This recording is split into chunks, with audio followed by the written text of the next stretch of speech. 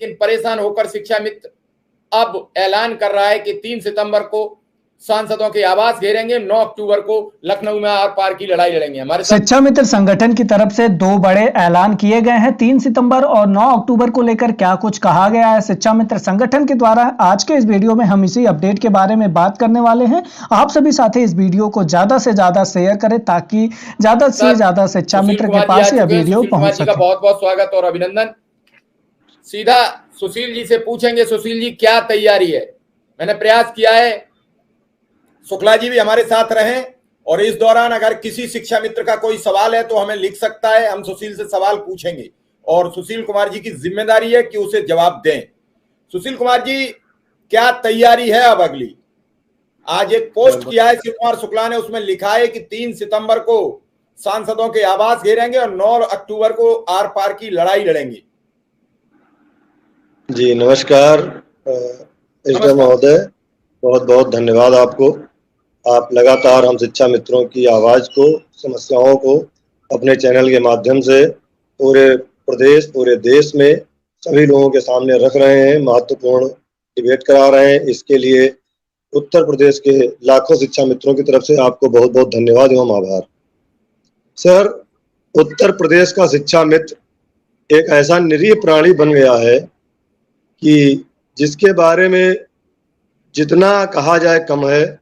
आज 23 साल से शिक्षा मित्र प्राथमिक विद्यालय में नौजवान था, उस समय भर्ती हुई थी, अपने गांव का टॉपर था, 18 साल 19 साल 20 साल की उम्र थी, चाहता तो आगे कहीं ना कहीं ट्राई करके निकल जाता, लेकिन सरकार के निर्देश पर जो भर्ती हुई शिक्षा मित्र की, शिक्षा मित्र गया, स्कूल ताले बंद थे, ताले खोले, और आज 23 साल से गांव के किसान, गरीब मजदूरों के बच्चों को प्राथमिक विद्यालयों में पढ़ा रहा है। और हमारे प्राथमिक विद्यालय में हमारे ही पढ़ाए हुए बच्चे आज बीटीसी बीएड करके टीचर बन गए हैं, सिपाही दरोगा बन गए हैं, डॉक्टर सीएससी में काम कर रहे हैं। 2-4 बच्चे हमारे खुद के पढ़ाए हुए 2 बच्चे पोस्ट ऑफिस में नौकरी कर रहे हैं, और हम आज अपने पेट के लिए रो रहे हैं।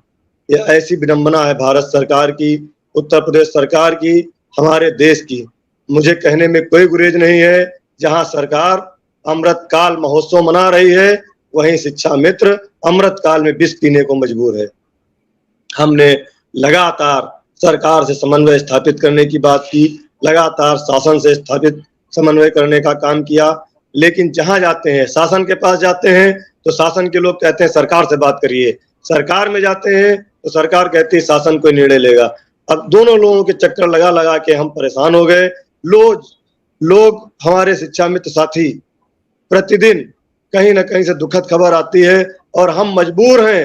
हम मजबूरी में सिर्फ इतना लिखते हैं, विनम्र श्रद्धांजलि, बहुत दुखद घटना, इसके अलावा कुछ नहीं कर पा रहे हैं। ना हम उसकी 10 रुपए की मदद कर पा रहे हैं, ना सरकार से मदद कर पा रहे हैं। सर, इतना ज्यादा व्यथित हैं, बहुत कुछ बोलने की स्थिति में नहीं है। इस एक सप्ताह में हमारे लगभग 10 शिक्षा मित्र साथी हमें छोड़ के जा चुके हैं। उनके घर वालों से पूछिए, उनके परिवार वालों से पूछिए। अभी आगरा में सुनील कुमार नाम का हमारा एक शिक्षा मित्र साथी एक रोड एक्सीडेंट में स्कूल जाते समय, सरकारी ड्यूटी का निर्वहन करते समय एक्सीडेंट में एक्सपायर हो गया। सरकार के 2 शब्द नहीं निकले, 3 दिन में उसका 24 साल का जवान बेटा कल एक्सपायर हो गया। बताइए उसके परिवार पे क्या गुजर रही होगी। हम लोग तो सोच के सिर उठते हैं, शरीर कांप उठता है।